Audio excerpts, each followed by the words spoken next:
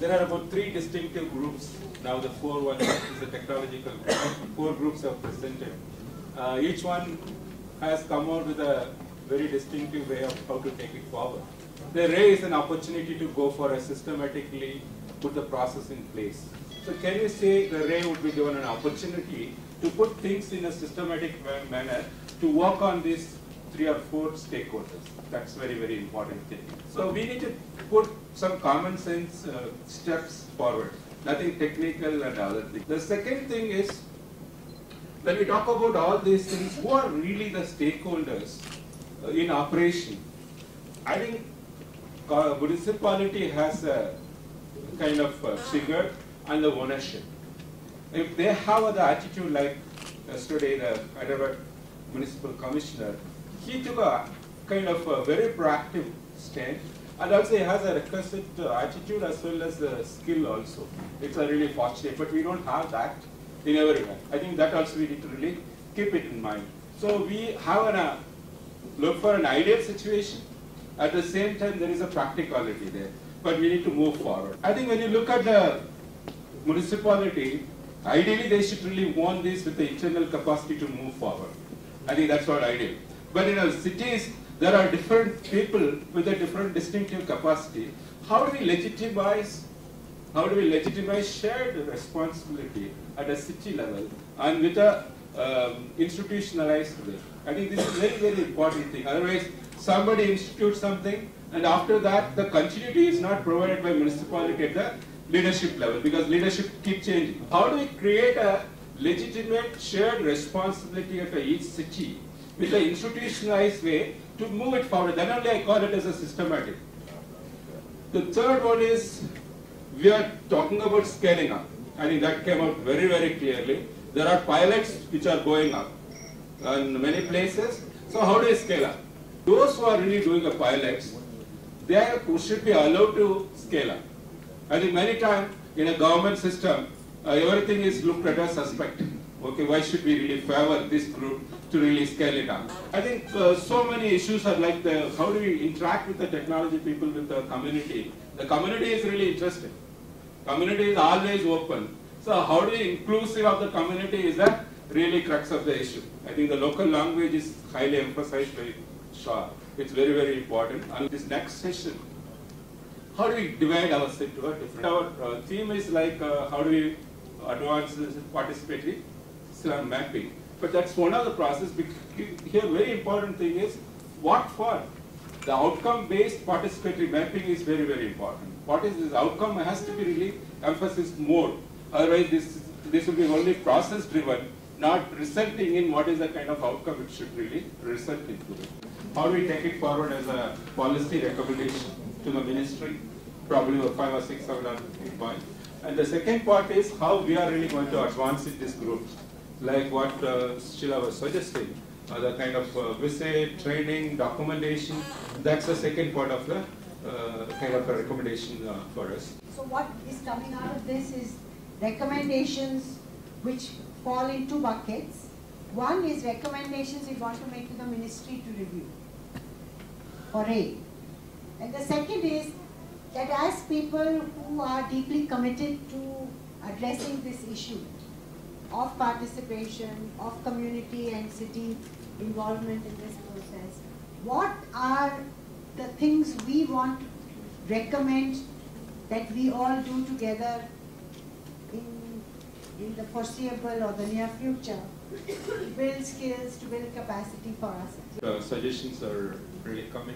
In fact, when we had a TAC meeting with Aruna Sundararajan, the secretary, she was saying that we have rolled out the GIS mapping and everything is done there. So it's going on in all the cities. Now the situation is, how do we interface that? Because already rolled out, and we are really saying that this should have been really done in a very little differently then, but now things have really happened. So probably this group also should discuss. If they really come out with that, again we should really bring the process with the community. I think the group should really think about how do we, this process going to interface with the participatory slum mapping. This could have discussed, because I thought if suppose I break up this whole issue into 3 parts. One is the technology part, its comprehension, understanding of that across the board in a uniform manner. Second is the whole issue of how communities participate, how we can build capacities, how NGOs, the empowerment of NGOs at various levels. And third is issue of various types of funding, finances and other things that are required. One could be 3 groups discuss individual and each on these, or on these 3 topics all the 3 groups give their solution. That's the point I was trying to make. I think this workshop stand different by the deliberate process of bringing community. I think the process of deliberately bringing the community, though they are little, not they are really so comfortable like us speaking in English, but they brought the process in and the kind of emotion, the kind of thing, they made a mark. I think we need to really first thank all of them, take a big trouble as they came out. The second one is the kind of presence for those 2 days, so intense, and people are really fully involved. I think that's great. I think our role as a technical advisory group members, so we will also really try to push that in a stronger perspective. I think when we talk about community participation, I think we had this for many decades, and I think there is a new thoughts we are really pushing it, like they should be partners. I think they should really move into ownership. I think the ownership is really the right term. And who participate what? I think it's a community project, others are participating. I think this the paradigm shift is still it's really going around. I think the word participation itself is an untouchable word like cooperatives. I think we have to really change the terminology. I put a very strongly saying that it's a community project, others are really participating in it. I think that's need a rigorous thing. And the other point came here is like the microfinance or savings like groups are really needed as a building block for any of the programs in the slums. I think that's coming up, I think prerequisite. All are talking about grant-based makes the things little tougher. Our experience and elsewhere, how do you make this as a lending loan-based, which brings the ownership right into the members? Because if I'm taking a loan, then I'll ask a question where I need this or where I need that. So the whole funding pattern needs to be really realigned. Probably what they need is the interest subsidy, not the grant subsidy. I think we need to really, then you bring other actors little at a distance. I think there is need to really look at this grant funding as a community grant, but the community grant can really go as a revolving fund. I think we need to look at this financing little bit radically different. And there are a lot of experiences all around.